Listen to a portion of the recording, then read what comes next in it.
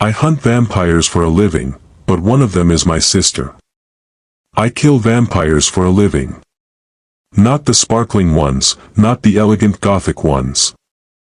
I'm talking about the real monsters, the ones that don't want your blood, they want your soul. I didn't choose this life. It chose me the night my little sister was taken. The night my world changed. I was 16 the night my world tore open. It started with a storm. Not the thunder kind, the silent kind. The kind that presses down on your chest like a weight you can't see. The wind had stopped. The dogs had gone quiet. Even the bugs weren't making a sound. Silence like that doesn't come from nature. It's something else. Something older. We lived out in rural Kentucky. Nearest neighbor was 2 miles through woods thick enough to lose your mind in. Our house was old, creaky, and it moaned in the dark when it rained. That night, though, it didn't make a sound. It was around 1:40 a.m. when the power went out. I remember because I had been playing some old RPG game on my laptop, and the screen flickered right as I was about to save. The last light I saw was from the hallway, my little sister Ellie's nightlight, shaped like a unicorn. Then it blinked off.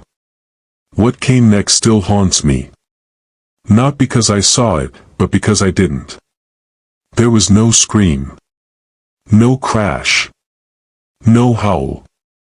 Just silence. I walked into the hallway to check on Ellie. I could see moonlight filtering through the windows, painting faint silver lines across the floor. Her bedroom door was open. I didn't open it. It was already swinging, slowly, like someone had just passed through it. I stepped in, expecting to see her sleeping under her mountain of plush toys. But the bed was empty. The sheets were torn, not like she kicked them off in her sleep, but like something had dragged them with force. They were ripped at the seams. There were claw marks on the wall. 5 vertical gashes. Deep. Fresh. Still weeping paint flakes and wood dust. And on the floor, black dust. Not ash. Not dirt. Dust that shimmered like crushed obsidian. I called her name. Ellie. Nothing. I called again, this time louder. Still nothing. I ran to my parents' room. My dad was already halfway out of bed, shotgun in hand. My mom was holding a flashlight and trembling. Ellie's gone, I said. At first, they didn't believe me. They thought maybe she wandered off sleepwalking. But then they saw the claw marks. And the dust. And the gaping window screen, which had been ripped from the inside. That's when my dad went pale. He didn't say a word. Just loaded the gun and stepped out into the woods. He came back 30 minutes later. Alone. There's no trail, he whispered. Not even footprints. The sheriff came in the morning. He was a big man, slow-spoken, with a permanent coffee stain on his shirt and a sadness in his eyes like he'd seen too much. He looked around, took photos, scratched his head a lot. Maybe a bobcat, he muttered. I told him about the black dust. He didn't write it down. I told him about the claw marks, too high, too wide for an animal. He didn't write that either. My parents buried an empty casket 2 weeks later. Closed ceremony. Few tears. Mostly silence. I didn't speak at the funeral. I didn't speak much at all after that. Not until I started dreaming. The first dream came 3 weeks later. I was back in Ellie's room, but everything was frozen. The air was cold, and the moonlight was blood red. Ellie stood at the foot of her bed, wearing the same pajamas she disappeared in, the ones with the cartoon bats. She didn't move. Behind her, the shadows swirled. Then I saw them. Eyes. Red, glowing eyes. Not one pair, dozens. Maybe hundreds. Floating just beyond reach. Watching. Smiling. The shadows whispered in voices that didn't match human throats. She is ours now. I woke up choking. I told my mom. She said it was grief. I told my dad. He poured another drink and didn't respond, but I kept dreaming. Every night, more eyes. More whispers. And Ellie always standing there. Never aging. Never blinking. Just, trapped. One night, I heard a word in the dream. It was whispered over and over by something behind the wall, something scratching to get in. Strigoi. I'd never heard it before. I looked it up the next morning. Didn't find much at first. Then I dug deeper, past the Google results, past the YouTube urban legends, into the old forums, the web archives, the stuff buried by algorithm dust. And what I found chilled me more than the dreams. Strigoi, an old Romanian word. Not just vampire. Worse. Souls of the dead who rise with hunger. They don't drink blood. They drain life, memories, youth. They feed on innocence. And the youngest last the longest. It didn't feel like a coincidence. That night, I locked every door and window. And then I heard it again, not in a dream. In the hallway. Outside my door. A giggle. Ellie's giggle. Soft. Familiar. Full of life. I opened the door. No one was there. But in the moonlight, I saw it, a small, dusty handprint on the floor, made of black ash. That's when I knew Ellie wasn't dead. She wasn't gone, that she'd been taken. And I was going to get her back. The stranger in the barn. The day the stranger came, the crows wouldn't stop circling the barn.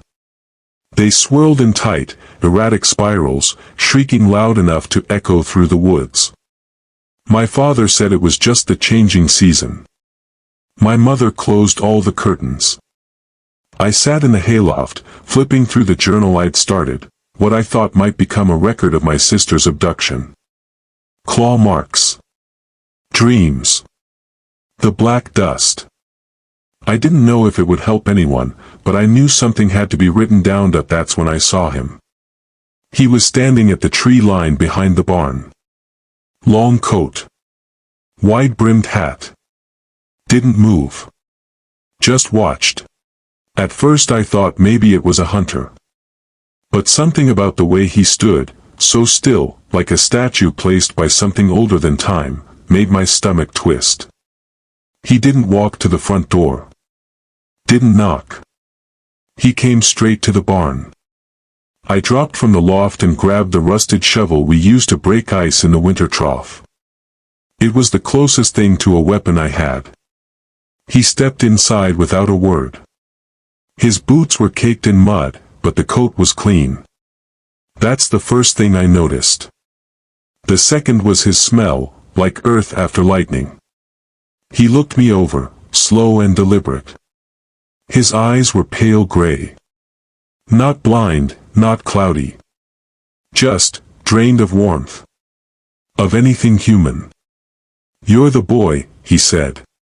Voice like gravel soaked in oil. That I didn't answer. "You saw the ash." Heard her voice. "You've been marked." "Who are you?" I asked, grip tightening on the shovel. He didn't answer. Instead, he reached into his coat and pulled out a small leather-bound book. It was old. Cracked at the edges. Stamped in faded red ink. He handed it to me. The cover read, "The Crimson Ledger." "You're not crazy," he said. "You're cursed." He walked to the center of the barn and looked up through the broken slats in the roof. "Most who hear them don't live past a week," he muttered. "Them?" I asked. He turned slowly. "You think it was just one?" I said nothing. He knelt and drew something into the dirt with the tip of a dagger, a crude symbol, a circle with two fangs at the top, and a vertical slash through the center. It was a strigoi that took your sister. But it wasn't alone. It was a scout. They're building a nest again. I took a step back. Again. They rise every 27 years in this region. Sleepwalkers.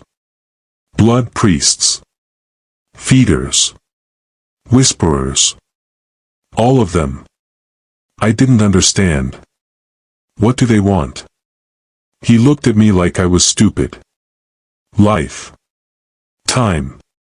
Memory. Your sister is alive because she's useful. They don't kill the young. Not right away. They preserve them.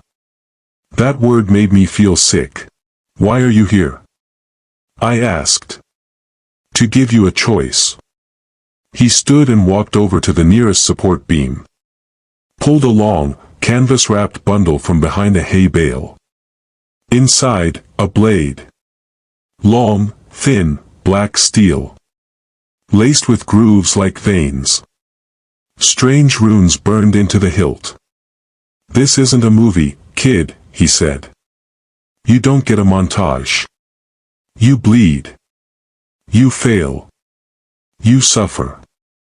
And if you're lucky, you survive long enough to kill one. What are you saying? I'm saying if you want to live, run. If you want to fight, open the book. Then he turned to leave. I didn't follow him, not yet. I just stood there, watching him disappear into the tree line like a shadow dissolving in light. When I opened the crimson ledger, the first page was written in dark red ink that looked too thick to be ink. It said. To hunt the dark, you must become darker still. Do not mourn the innocent. They are already gone. The only thing left is war. The second page was an anatomical diagram, but not of a human. Something close, but wrong. Elongated jaws. Fangs buried deep in the skull. Extra vertebrae. The third page had a list of words. Bloodbound. Hollow thirst, fire vein. Nest queen. Sunless pact. Each had a symbol next to it, one I'd seen in my dreams. I spent that night in the barn. Reading, learning. When the crows returned the next morning, they didn't circle the barn. They landed on the roof. Watched me, silent, waiting. I didn't feel scared anymore. I felt hunted. And for the first time since Ellie disappeared, I felt ready to hunt back. Blood training. You don't train to kill vampires. You train to survive them. The first lesson came before sunrise. I found him, the stranger, back at the tree line, leaning against a fallen log like he'd never left. He didn't greet me. Just tossed me a canteen of water and a strip of dried meat. You'll want to eat, he muttered. They move faster than your stomach. I asked his name that he didn't give one. Said names are dangerous in this work. That true names echo when spoken by the wrong mouths. Call me what you want, he said. But if I tell you to run, you run. That was the second lesson. We trained in the woods behind my house, a place I'd played in for years, now twisted by shadows I'd never noticed before. The stranger taught me how to hear things that didn't want to be heard, how to tell the difference between animal sounds and things imitating animals. How to track footprints that changed mid-stride from human to clawed. How to read the signs of a nest, and how to approach it without triggering the hollow scream. That's what he called it. The scream of a sentinel vampire. High-pitched. Infectious. A sound that digs into your bones and freezes your blood. You'll know it when you hear it, he said. And you'll wish you hadn't. Then came weapons that I assumed: crosses, garlic, holy water. All myths, he said. Most of what you've heard is to keep tourists scared and civilians complacent. What worked? Silver, if it's been blessed under the blood moon. Ashwood stakes, if carved by the person seeking vengeance. Blades infused with burnt blood, the coagulated remains of an old vampire, melted into the metal. He gave me one of those. A short dagger called a singer blade. It sings when it hits their bones, he said. It did. My first practice fight was against a husk. Not a vampire. Not anymore. Just the dried-up remains of one, still twitching, still hungry, still fast. He tied a bell around its neck and set it loose in the woods. You hear the bell, you run, he said. You lose the sound, it's behind you. I thought it was a joke, until I heard the bell. A faint jingle at first, like a cat collar in the wind. Then silence. I turned. It was on all fours, its mouth stitched shut, eyes blacker than midnight, crawling fast across the leaves without making a sound. I ran. I tripped. I screamed. He didn't help that, he just watched. And when I finally stabbed it through the chest, the blade sang. Like metal across bone. Like the scream of something ancient being exorcised. I puked. Then I passed out. When I woke up, there was blood on my hands. My own. He'd made me carve a ward into my palm while I slept. Protection seal, he said. But only if you bleed when you write it. That was lesson 3. Over the next few weeks, he taught me vampire classifications. Not all of them drink blood. Some feed on dreams. Others on memory. Some don't kill you, they erase you. Here's what I learned. The 5 types of vampires. 1. Feeders, traditional blood drinkers. Animalistic. Nest in swamps, caves, and hospitals. Easy to detect.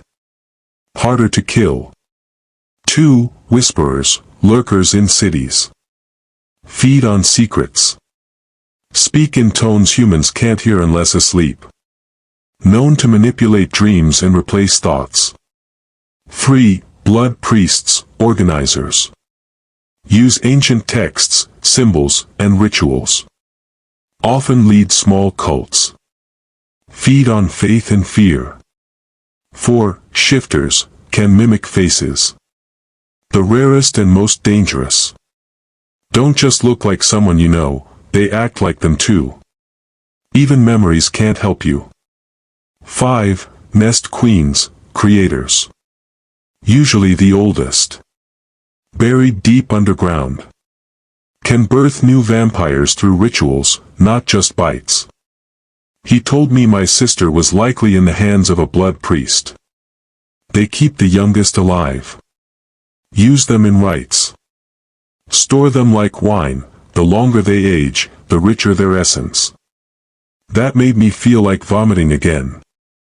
But I held it in. Lesson 4, don't show weakness. Not to the vampires. Not to your mentor.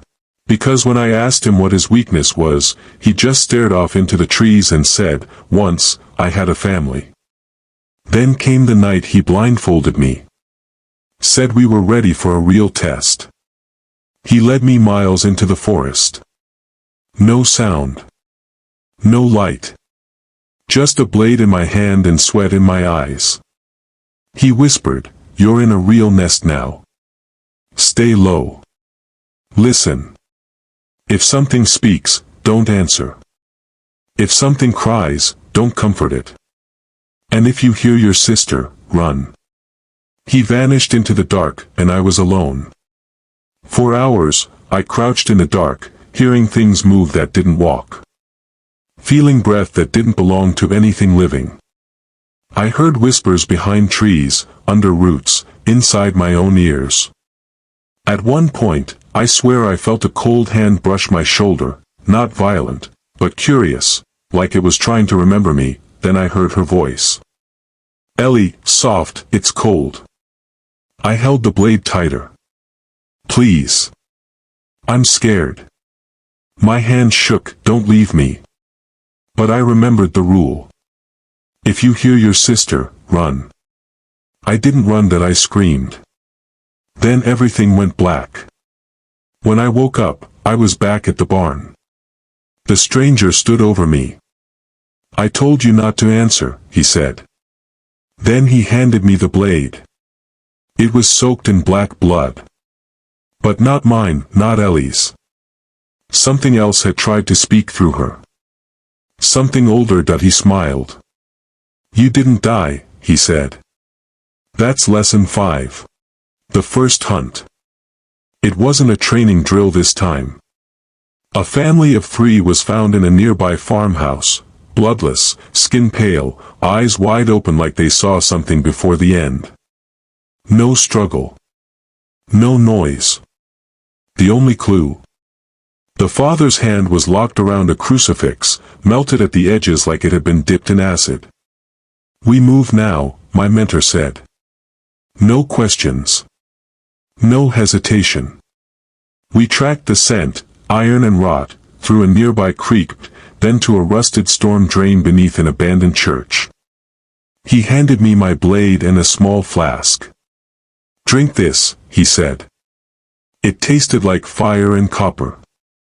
My skin burned. My heart raced. Blood fire, he explained. It makes you visible to them, but also makes you faster. Inside the crypt, everything was wet. Stone walls oozed dark liquid that smelled like old meat. We followed claw marks etched into the floor, deeper than any tool could make. Then we heard it, shuffling, low breathing. A wet cough that sounded human. It crawled into the light on all 4s. Tall as a man. Skin like wet leather. Face twisted with teeth that weren't built to stop growing. Blood crusted around its mouth. Feeder, my mentor whispered. Young. Still messy. He raised his crossbow. No, I said. Let me. The vampire noticed me then, its head tilted. Then it hissed, high and shrill, and lunged. Time slowed. That I moved left, slashed low. It was faster than anything I'd fought in training. It hit me hard, claws scraping my ribs, but I held my footing. Then I remembered what the stranger told me, aim for the heart. Even if it's still beating for someone else. I drove the blade upward, through the ribcage. It screeched, its mouth split open wider than anything humanly possible, revealing a second, smaller mouth inside. But it died, and the dagger sang. That I stood over its body, shaking. My hands were cut. My shirt was soaked.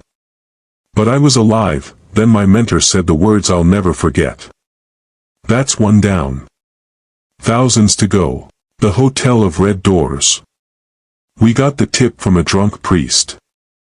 He staggered into our base chapel, robes torn, eyes hollow. There's a place, he whispered, where the walls bleed, and the doors lead to people who never leave. That's how we found the Red Moon Hotel. On the outside, it looked abandoned, half the windows broken, the neon sign hanging by wires. But the moment we stepped inside, we knew it was alive. The lobby was too clean, old, but untouched. A single bell sat on the desk. We didn't ring it. The elevator had no buttons, only a single keyhole. My mentor pulled a rusted key from his coat, the kind we weren't supposed to use until deep field work. He inserted it. The elevator jerked downward. Not down floors, deeper than floors. Into the earth. When it stopped, the doors opened to a hallway lined with red doors, each one numbered with black iron tags. Faint whispers leaked through them, some crying, some laughing. Some begging. Room 209 was our target. Behind it was a vampire who didn't hunt. It invited people in. Fed on their desires. Let them disappear. The trap. The moment you opened any door that wasn't yours. You stayed. That we wore blindfolds. The trick was to never look into the other rooms. The hallway was cold, like a basement left open to winter. My heartbeat felt too loud. We reached 209. The door handle was warm. My mentor whispered, "Once it sees you, you can't forget it. Be faster than memory." He kicked the door in. What I saw was impossible. It looked like my sister. Or something wearing her face. She sat on a velvet chair, smiling, holding a doll I hadn't seen in 10 years. "Come in," she said. "It's safe now." My body wanted to believe. My feet moved forward. My hand reached for hers. Then I saw it. The mirror on the wall reflected nothing, just a doll.no girl.no chair. I threw the flask of blood fire. She screamed. The screen cracked the walls. The doll turned to ash. She lunged, but my mentor pinned her with silver bolts. I drove my dagger into her chest. She melted, not like a body. Like a memory breaking apart. When we returned to the hallway, every other door was open, and behind each, something was watching. Some whispered our names. One said my father's. Another one called me by the name I'd buried. We didn't look. We didn't stop. We ran back into the elevator. And the moment we were out, the hotel sign flickered one last time, then it vanished. The teeth beneath the school. The school had been shut down for 3 years. The official reason? Mold in the ventilation. The truth? 7 missing students. All from different grades. All vanished without a sound. The janitor was the one who made the first call. He said he heard crying behind the walls, even though the building was empty. No one believed him. Until the walls started bleeding. We went in at midnight. The hallway lights flickered, casting long shadows that didn't move the way they should. Children's drawings were still pinned to cork boards, stick figures, houses, a sun in the corner. But in one drawing, the sun was black and the people had no faces. In another, a red X covered the basement door. That's where we were headed. The staircase to the basement breathed. Not the air. The walls. Every step we took, something exhaled around us. The pipes moaned. The door at the bottom opened without us touching it. Inside was a long tunnel, too long for a school. The walls were brick, old, ancient, and lined with teeth. Not carvings, real teeth. Hundreds of them, all children-sized. "I've seen this before," my mentor whispered. "Nest of a burrower." "What's that?" I asked. He just said, "Pray you never see it again." We moved carefully, weapons drawn. Then we heard it, a scraping sound, like claws dragging across wood. And humming. A child's voice, then silence, then something moved behind me. I turned, and saw a little girl crawling upside down across the ceiling, her joints twisted, her mouth stretched open, no lips, just rows and rows of yellow teeth. She didn't scream. She hissed, and then the walls began to shift. The tunnel closed behind us. We were in a nest, bones lined the floor. Dolls without heads hung from the ceiling. And from the far end of the chamber, something rose. It was tall, gray, blind, with a jaw that opened sideways like a trapdoor. Inside, dozens of small hands clapped, not teeth, but hands. The burrower.my mentor fired bolts. I lit the Molotov. The fire didn't kill it, but it screamed. And when it screamed, every tooth on the wall rattled. Some of them exploded, cutting into our arms, our faces. I was bleeding badly. Then I remembered what they taught in level 3, burrowers are blind. But they feel your heart.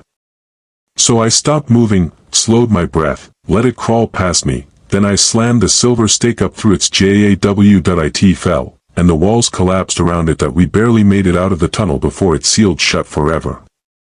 When we returned the next day, the basement was gone. No door. No stairs. Just smooth concrete. like it had never existed. But I still hear the humming, sometimes, in my sleep. The Blood Library. Some monsters leave scars. Others leave books. We got the location from an old vampire dying in our holding cell. His last words were, "If you ever find the Blood Library, don't read out loud." We didn't believe him, until a corpse in Chicago read itself to death, literally. Neighbors heard screams, then chanting. When the cops arrived, they found him with his mouth sewn shut from the inside. His eyes had been burned out. But his hands still clutched a red-bound book. The pages, they were skin. The address led us to an abandoned church. Inside, there was no pulpit.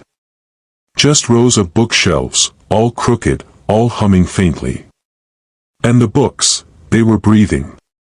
Some were whispering. Others were crying. One said my name. We split up, which was our first mistake.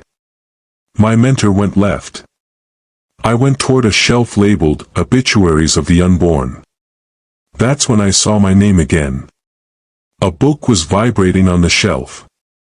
Bound in what looked like my own flesh. It opened itself. Inside was a date, next week, and a detailed story of how I would die. Burned alive by sunlight. From inside my body. I slammed the book shut. That's when the shelf started to bleed. The floor pulsed. The books began to scream. And from the ceiling, a librarian descended. Not a vampire, not a ghost. Something in between. She wore a mask made of stitched-together faces. Her fingers were long quills, dripping ink. Her dress was soaked in red. "Return the knowledge," she hissed. "Or become it." She lunged at me, and I dodged behind a shelf of Confessions from the Crypt. The books opened on their own, guilt radiating from their pages like radiation. I started hallucinating, faces of people I'd failed, missions I'd abandoned, a child I couldn't save. They whispered, "You belong here." But I remembered what the vampire said, "Don't read aloud." So I bit my tongue, blood running down my chin. My silence became armor. Then I saw my mentor, half drenched in ink, staggering toward the exit with a black book in hand.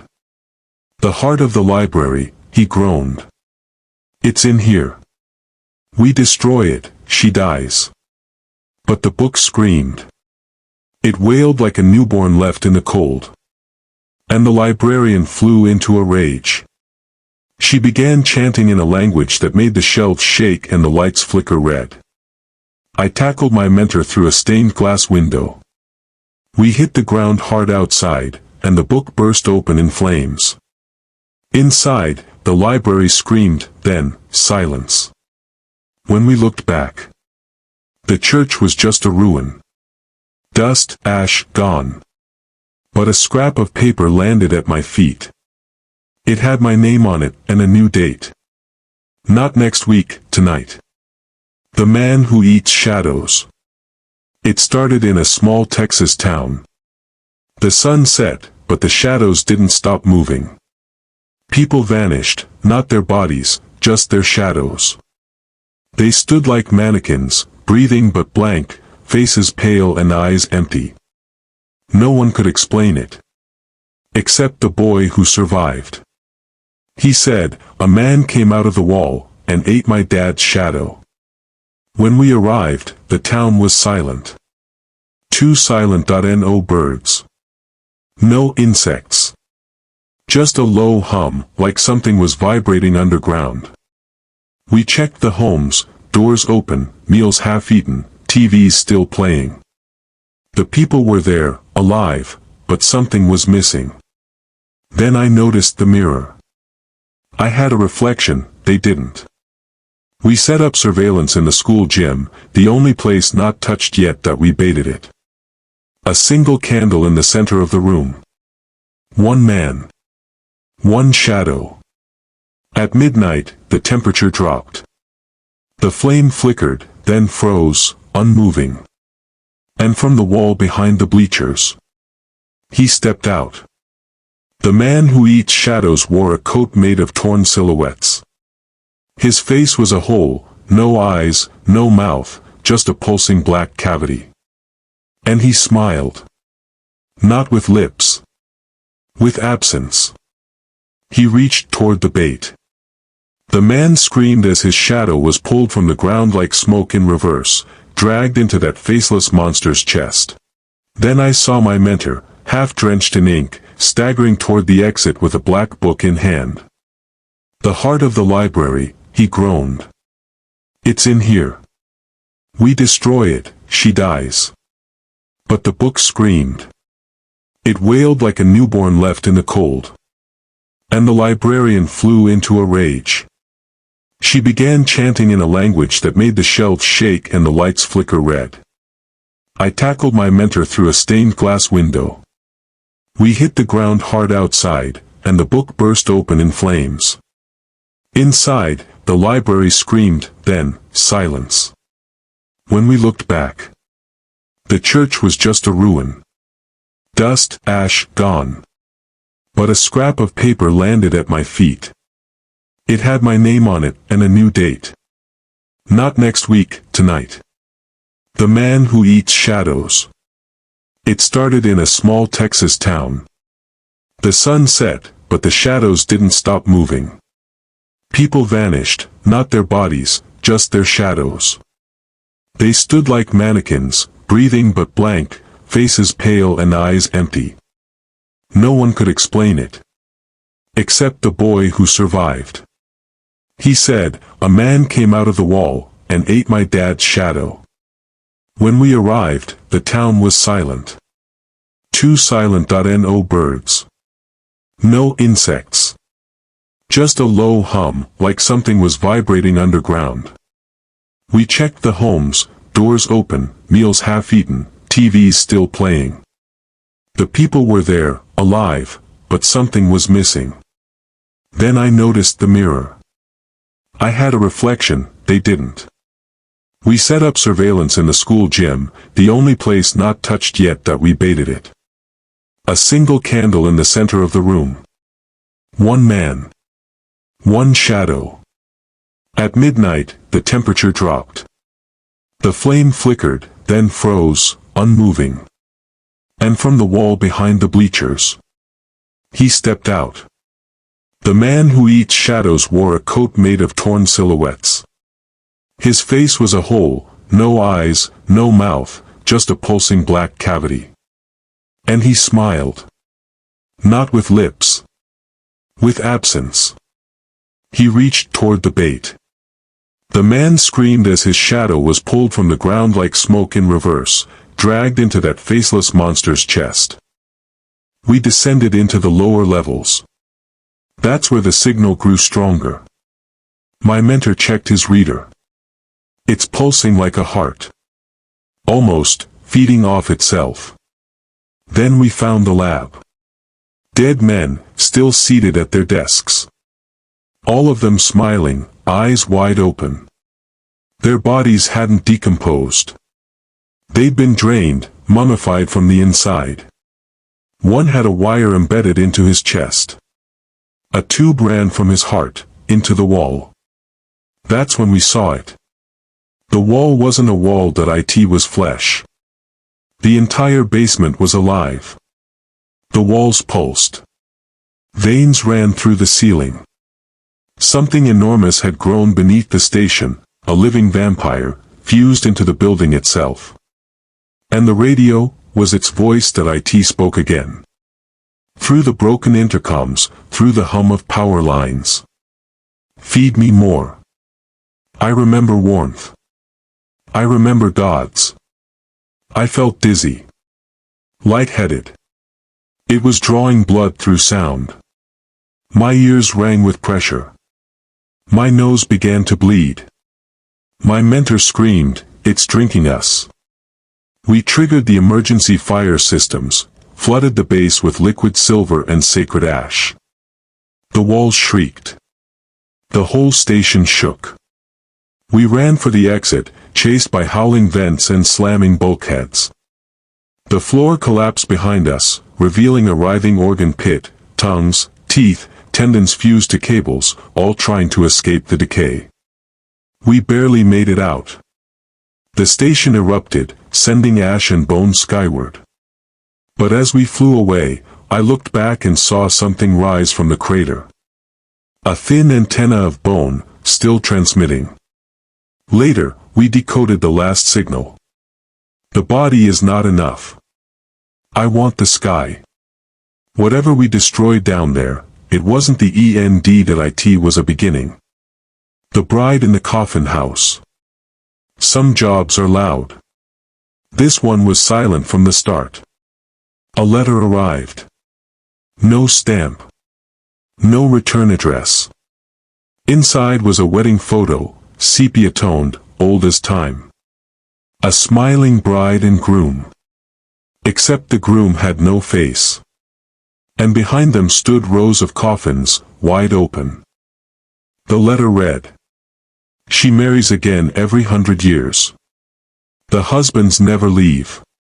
Below it was a date. Today. And the location.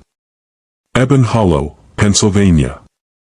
The house was already dressed for the occasion. White roses wilted on the gate. Ribbons floated in windless air. A violin played somewhere deep inside, but no one held the bow. We stepped in. The house shut behind us. Inside, it smelled like embalming fluid and burnt perfume. Dozens of wedding dresses hung from the rafters, gently swaying like they were being worn. Mirrors lined every hallway, but they didn't show us. Only her. The bride. Eyes sewn shut. Mouth open in a never-ending scream. We followed the music into the ballroom. That's where we saw them. Dozens of men, seated at long banquet tables. Dressed in tuxedos from every era. All smiling. All dead. Their hands clutched wedding bands that melted into their skin. One lifted his head. His mouth moved. She's still choosing. At the altar stood the bride. Pale. Hollow. A veil covering her face. As we stepped closer, she began to float, feet inches off the ground, head tilted, like waiting for a kiss that never came.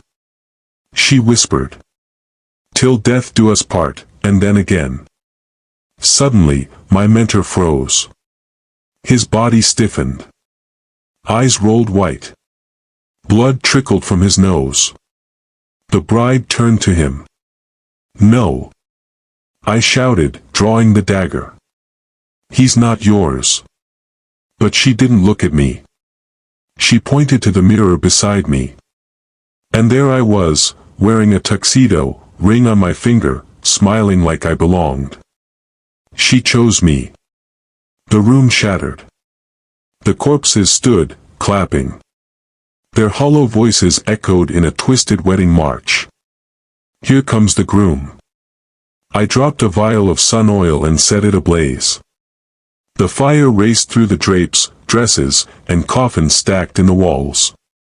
She screamed. Her face peeled open, revealing not skin, but teeth. Rows of teeth, endlessly spinning inside a jaw too wide for her head. She lunged. I stabbed her veil with the blade of Saint Thorn, blessed and cursed in equal measure. She convulsed. Her scream cracked the chandeliers and mirrors. The dead fell. The coffin slammed shut. She exploded in a storm of ash and lace. Outside, the house collapsed behind us. But the wind carried her final vow. "You'll say yes someday." I burned the letter and buried the wedding photo deep beneath salt and silver. Still, I haven't looked in a mirror since. Because I'm afraid next time, I'll be the one smiling. The vampire who never fed.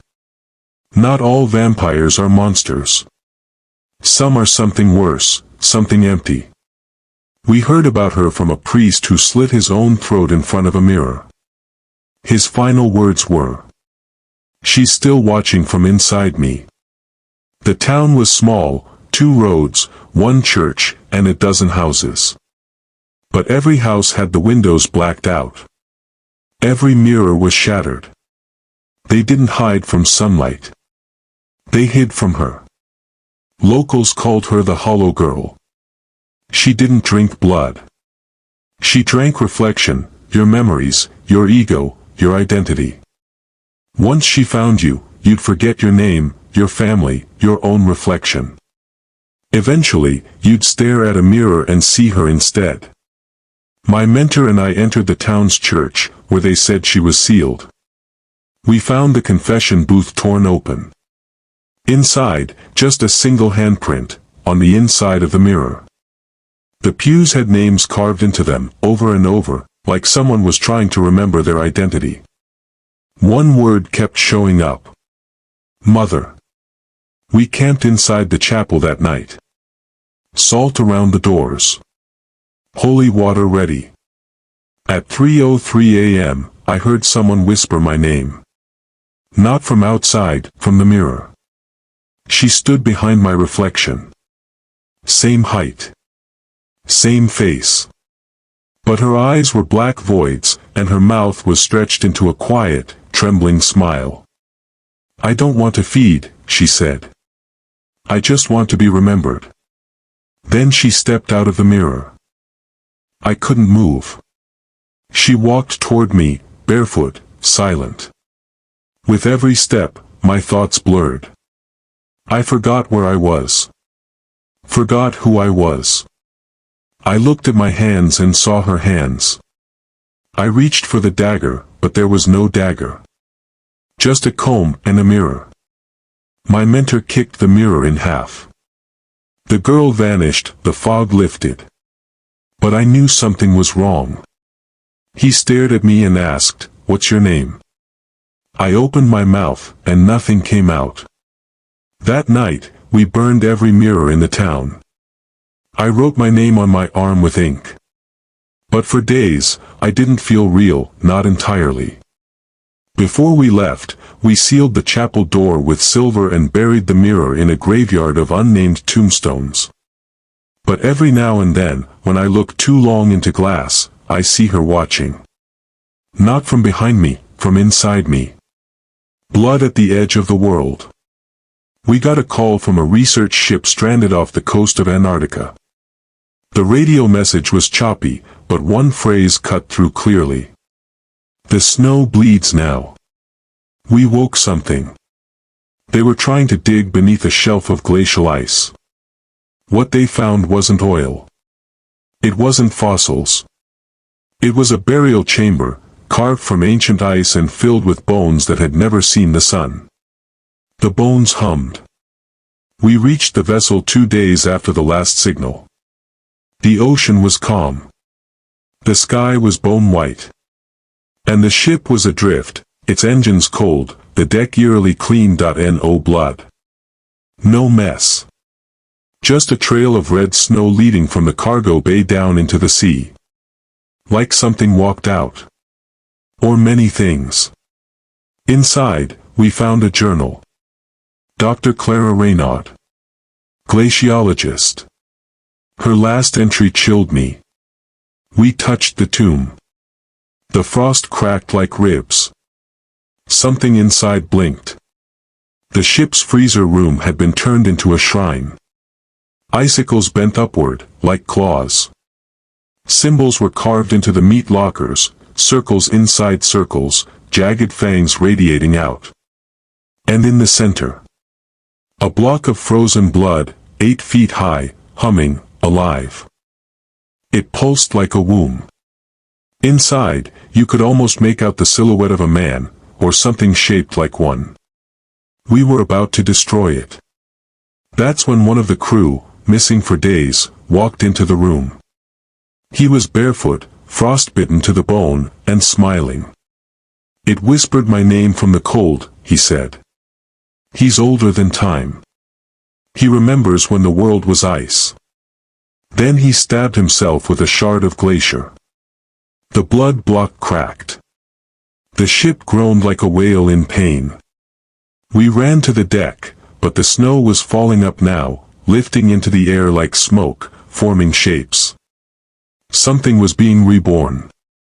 My mentor tossed a silver grenade into the freezer room. The explosion shook the hull. The blood shrieked. We watched from the ice as the entire ship slowly sank beneath the surface, pulled down by invisible hands. Before it vanished, we saw a tall, black figure rise from the blast, not walking, floating. Later, a satellite image showed a hole in the ice where the ship once was. A perfect black circle. Still expanding. And the storm system now swirls around it, permanent, like a hurricane frozen in place. The government called it a freak iceberg collapse. But we know better. That vampire wasn't born of man. It was born of the cold before light, the first death. A being that fed on silence, slumber, and the heat of planets, and now, he is awake. We only know his name from one ancient tablet found in the tomb, Yrr Valem. The one who fed before blood had color. I still have dreams of that glacier. And in the dream, the snow turns red again. Because he's still hungry. And now, he knows our names. The vampire in the mirror dimension. It started with a woman screaming in a luxury penthouse in downtown Chicago. She said her husband never came out of the bathroom, not because he was dead, but because he was still inside the mirror. I was skeptical. Until I stepped into that bathroom myself. The mirror was cracked at the edges, but the man's reflection was perfect. Breathing. Crying. Mouth moving. Only one problem. He wasn't in the room with me. Help me, he mouthed. He's wearing my face. That's when the mirror smiled, but I hadn't moved. My own reflection grinned. And its eyes turned black. I drew my dagger and struck the glass. It didn't shatter. The blade froze, vibrating with cold. Then the room changed. The tiles turned to ash. The walls twisted like vines. And I was no longer alone. They call it the reflected realm, a vampire-made prison between dimensions. A trap built for feeding. It mimics the real world, but twisted. Shadows move on their own. Rooms rearrange themselves. And if you look away from your own reflection too long, it becomes something else. The vampire that ruled this place wasn't physical. It was a thought with teeth. It didn't drink blood. It drank identity. It wore people like clothes. It fed by replacing them. I saw them, hundreds of souls, walking in endless halls of mirrors. All of them repeating their last moments. A woman brushing her hair. A child reaching for a door that wouldn't open. A soldier saluting a reflection that didn't salute back, ghosts, maybe. Or living bodies trapped behind glass, while monsters wore their skin outside. I had to find the man. I found him standing in a hallway of infinite reflections, every version of himself fractured, screaming at each other. He saw me. His real self. "Break the anchor," he shouted. "What anchor?" He pointed at the largest mirror. Inside it, his wife's reflection was holding his wedding ring. "She didn't let go," he whispered. "That's how it got in." I slammed the mirror with the ring in it. The glass didn't break, but it bled. Dark, cold ichor ran down the silver surface. And the vampire screamed, not from within the glass, but from behind me. It looked like me. Same clothes. Same blade. But its eyes were wide and hungry, and its mouth was a jagged, endless hole. I fought myself. But it moved too perfectly, mirroring every strike. Until I stopped fighting. I dropped my weapon. And my reflection hesitated. That's when I stabbed it with my shadow, a trick I learned from the nun who once fought mirror beasts in Rome. The illusion shattered. The real man returned to our world. The vampire, banished back into the dimension of lies and echoes, for now. I keep all my mirrors covered now. Not because I'm afraid, but because I still see myself smiling when I'm not. And every time I blink, my reflection blinks a moment later. My last hunt. I never wanted to tell this part, because it wasn't about the vampires. It was about me. And the truth is, I didn't start hunting them out of revenge, or duty, or even survival. I did it because something inside me hungered for it. I've killed over 300 vampires. Some screamed. Some laughed. Some tried to make me one of them. None of that mattered, because none of them were her. Her name was Lena, my sister. Gone at 17. Taken by the pale man with black eyes who whispered to her from the tree outside our childhood window, she left a note. I want to feel alive again. I didn't understand it back then, but I do now. Lena didn't die. She became one of them. And she's the only vampire I could never kill. I've seen her many times. Once in a club in Berlin, dancing in a dress that never stained. Once in a monastery in Chile, feeding on priests who never screamed. Once in my dreams, where she sat at the foot of my bed and asked, "Do you still miss me?" Yes. Every goddamn day. I tracked her to the Scarlet Cathedral, a vampire temple carved beneath an abandoned theater in New Orleans. It wasn't a place of worship. It was a sanctuary for monsters. The walls bled. The lights pulsed like veins. And every mirror showed a different version of myself, angrier, older, emptier. She waited at the altar. Not aged a day. Red eyes. Bare feet. Dress of shadow and rose petals. "You finally made it," she said. "I should kill you," I whispered. "But you won't." "Why?" "Because you didn't come here to end me. You came to join me." She was right. Somewhere deep inside me, I wanted this hunt to end. I wanted her back. Even if she wasn't really Lena anymore. She held out her hand. "Let it go," she said. "The pain. The anger. You're tired. So am I. You killed them, Lena. So did you. Hundreds. What's the difference?" I couldn't speak. She stepped closer. Her breath cold. Her heartbeat gone. Her eyes, still somehow, human. "One bite," she said, "and it all stops. No more nightmares. No more blood." "Is this mercy?" I asked. "No," she whispered. "It's family." I almost did it. God help me, I almost let her bite me. But then, I saw my reflection. Tired. Broken. But still me.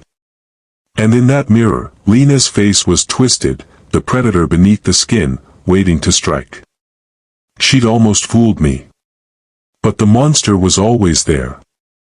I drove my dagger through her heart. And she smiled as she fell. "Thank you," she mouthed. As if I'd freed her. The Scarlet Cathedral burned as I walked out. Ash rained from the ceiling like snow. I didn't look back.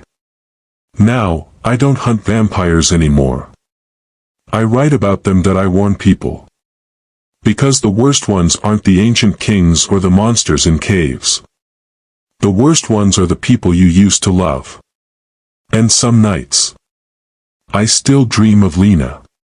Only now, she doesn't feed, she sings. A lullaby from our childhood. And I cry. Because in that dream, I never stabbed her. I saved her, but that's not the story I lived. That's just the one I wish I had. I hunt vampires for a living, they are my story.